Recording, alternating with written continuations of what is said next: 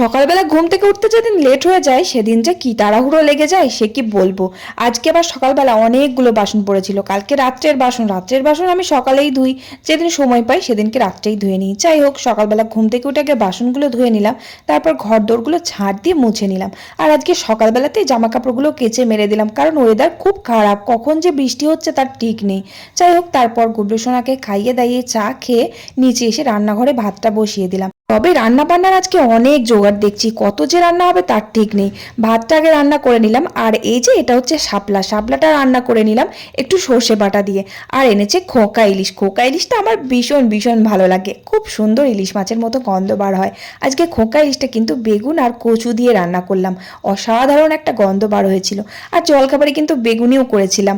আর এই যে দেখো মাংস, লাস্টে একটু কষা কষা করে বেশ ঝাল করে একটু মাংস করলাম। তবে আজকে দুপুরে খাওয়া দাওয়াটা বেশ জমিয়ে খেলাম। ভিডিওটা ভালো লাগলে অবশ্যই লাইক করো।